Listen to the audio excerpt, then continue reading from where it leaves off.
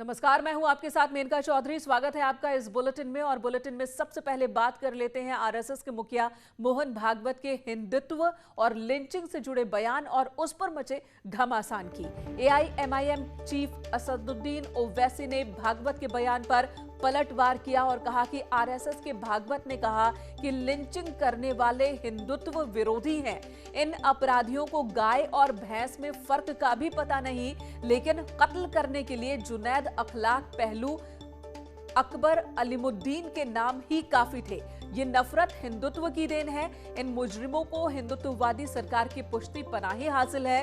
भागवत के बयान पर एआईएमआईएम अध्यक्ष ओवैसी ने निशाना साधा। उन्होंने कहा कि लिंचिंग गोडसे की हिंदुत्व वाली सोच का हिस्सा है।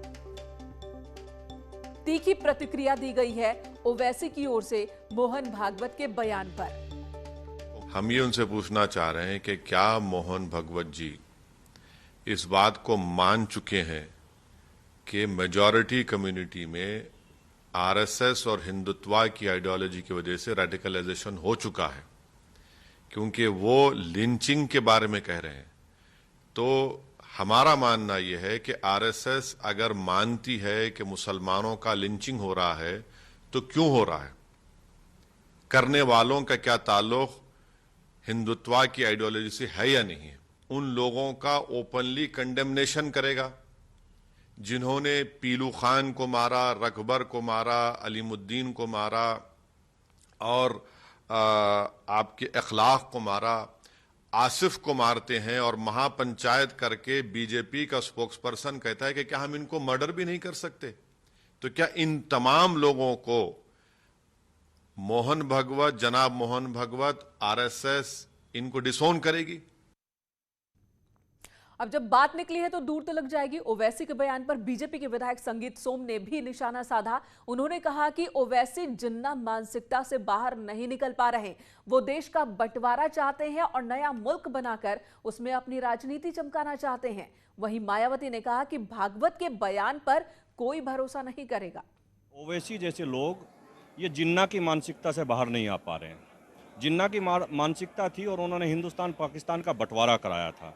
ये उसी मानसिकता के साथ काम कर रहे हैं और ये फिर से एक बंटवारा चाहते हैं। ये अलग मुल्क बनाना चाहते हैं, अलग मुल्क में रहना चाहते हैं और मुसलमान को एक अलग थलग डालकर उस पर राजनीति करना चाहते हैं।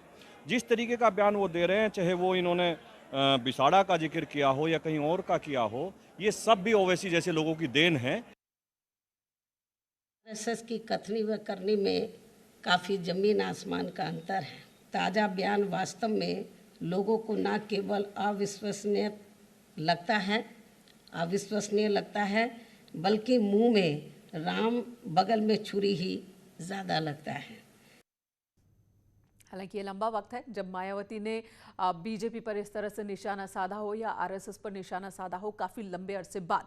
चलिए अब आपको मोहन भागवत का वो पूरा बयान सुनाते हैं जिस पर सियासी बवाल मचा है। हिंदुस्तान हिंदू राष्ट्र है, गौ माता पूज्य है, लेकिन लिंचिंग करने वाले ये हिंदुत्व के खिलाफ जा रहे हैं। वो आतताई है।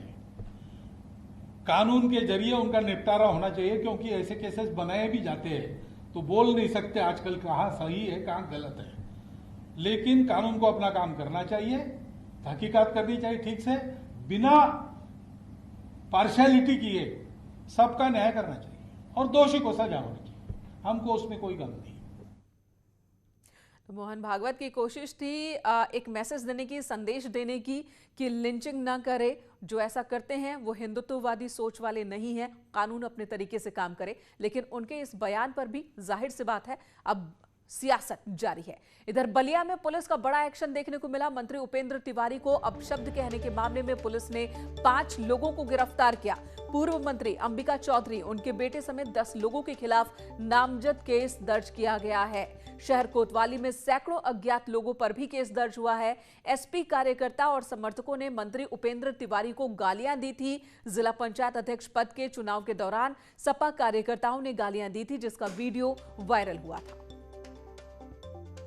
प्रदेश सरकार के पूर्व मंत्री श्री अंबिका चौधरी, पूर्व मंत्री श्री नारद राय की साजिश के तहत अंबिका चौधरी के लड़के की जीत के जश्न पे जिस तरीके से स्ट्रेटजी बना करके सुनियोजित तरीके से मुझे मुझे बेइज्जत करने का प्रयास किया गया। निश्चित रूप से मैं बहुत आहत हूं और यह मुझे पूरा भरोसा है कि योगी जी के राज में गुंडा माफिया गुंडा मवाली का कहीं स्थान नहीं। हम का कहिए बाबू, हम तो फोटो मोबाइल लेके हम जाते रही जोगी जी की कितनी देख लो केकरा जमाना में भइल बा, तारा जमाना में भइल बोलनी के कुछ दंड चाहिए कि ना चाहिए। उन्हीं के ऐसा ने दंड मिले के चाहिए कि जिंदगी भर एथी में जेल में बंद रह सो, घर के मुंह ना देखो। इधर सीएम योगी आदित्यनाथ ने गोरखपुर दौरे के दूसरे दिन जिले को कई सौगात दी हैं। उन्होंने सीएम ने आज सहजनवा, खजनी, बांसगांव और चिल्लापुर में विकास परियोजनाओं का लोकार्पण किया, शिलान्यास किया। इन इलाकों को करीब 100 करोड़ की परियोजनाओं की सौगात मिली है। ने अपने गोरखपुर दौरे के दूसरे दिन आज गोरखपुर मंडल की जनता को बड़ा गिफ्ट दिया। गोरखपुर, देवरिया, महाराजगंज को सीएम योगी ने आज बड़ी सौगात दी। 478 करोड़ की परियोजनाओं का तोहफा मिला। इन जिलों में बाढ़ से निजात दिलाने के लिए सीएम योगी का वर्षों पुराना संघर्ष अब पूरा हो रहा है। सांसद रहते हुए सीएम योगी ने राप्ती नदी पर तरकुलानी रेगुलेटर प्रोजेक्ट के लिए काफी संघर्ष किया। अब मुख्यमंत्री बनने पर उसे पूरा कर जनता को बड़ी सौगात दी है। केंद्रीय जल शक्ति मंत्री गजेंद्र सिंह शेखावत की मौजूदगी में सीएम योगी ने तरकुलानी रेगुलेटर को जनता को समर्पित किया। इस प्रोजेक्ट के पूरा होने के बाद करीब 32,000 की आबादी बाढ़ से पूरी तरह से सुरक्षित हो जाएगी। साथ ही 2,838 हेक्टेयर कृषि जमीन की सिंचाई भी होगी। बाढ़ से न्यूनतम क्षति हो और भी न्यूनतम हो, बाढ़ से संबंधित सभी कार्य जून के अंदर हो जाए, जिससे हर व्यक्ति अपने को सुरक्षा का बोध उसे हो सके। ये कार्यक्रम निरंतर चल रहे हैं, कार्यक्रमों की श्रृंखला निरंतर आगे बढ़ाई जा रही है और मेरी आप सबसे अपील होगी। सीएम योगी आदित्यनाथ जिन्होंने आज कई उपहार दिए हैं गोरखपुर को। और इससे पहले आपको बता दें, सीएम योगी ने राप्ती नदी के मालौनी बांध पर बनाए गए तरकुलानी रेगुलेटर के पास के पंपिंग स्टेशन का भी उन्होंने लोकार्पण किया। और इस दौरान केंद्रीय जल शक्ति मंत्री गजेंद्र सिंह शेखावत और राज्य के जल शक्ति मंत्री डॉक्टर महेंद्र सिंह भी मौजूद थे। इस दौरान हवन पूजन भी हुआ। सीएम ने तरकुलानी रेगुलेटर प्रोजेक्ट का खुद ही जायजा लिया। सीएम आज सुबह भगवान गोरक्षनाथ के दर्शन पूजन के बाद गौशाला गए और वहां पर करीब 40 मिनट तक गायों के साथ बिताया। इस दौरान मुख्यमंत्री ने अपने हाथ से चारा भी खिलाया गायों को। और इसके बाद सीएम ने हिंदू सेवा आश्रम में जाकर जनता दरबार लगाया। वहां पर लोगों की समस्याओं को सुना और अधिकारियों को तुरंत उन समस्याओं को दूर करने के निर्देश दिए। तो आज की ये तस्वीर गोरखपुर में सीएम के अलग अलग जगहों पर कार्यक्रमों की तस्वीर इस वक्त आप देख रहे हैं।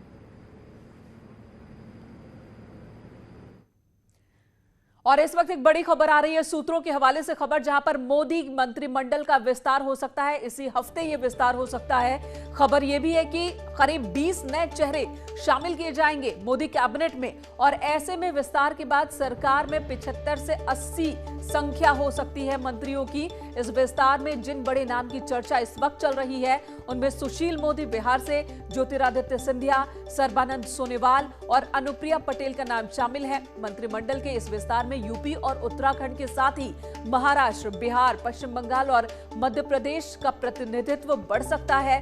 मोदी कैबिनेट में अगर इस वक्त की हम बात करें तो 53 मंत्री शामिल हैं और 20 से 22 मंत्री और बनाए जाने की बात सामने आ रही है। ऐसा होता है तो मंत्रियों की संख्या 80 तक पहुंच जाएगी। और बड़ी खबर आ रही है सूत्रों के हवाले से और यह भी खबर है कि इसी हफ्ते यह विस्तार हो सकता है। 8-9 जुलाई के आसपास विस्तार होने की बात बताई जा रही है। और खासकर उन राज्यों को तवज्जो इस बार ज्यादा देने की बात हो रही है जहां पर चुनाव होने वाले हैं आने वाले दिनों में।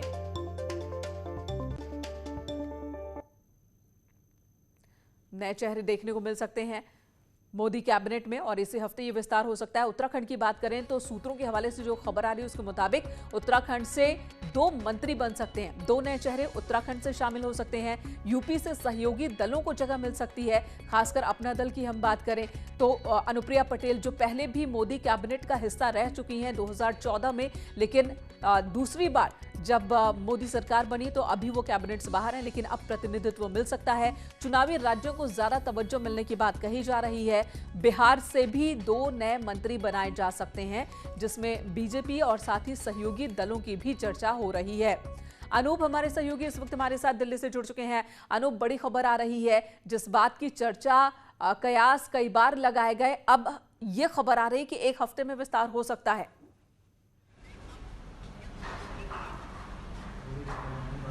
नहीं, बिल्कुल। देखिए, आपको बता दूं कि जो सूत्रों के हवाले से जो जानकारी मिली है उसके मुताबिक इसी सप्ताह मोदी मंत्रिमंडल का विस्तार जो है वो संभावित है, क्योंकि देखिए पिछले 2 सालों से विस्तार रुका हुआ था और हमने पिछले दिनों देखा कि किस तरीके से लगातार प्रधानमंत्री नरेंद्र मोदी ने खुद अपने मंत्रिमंडल के सहयोगी के साथ लगातार चर्चा की और फाइनल हो गया है कि लगभग 1 से 2 दिनों के बीच में ही मोदी मंत्रिमंडल का विस्तार होगा।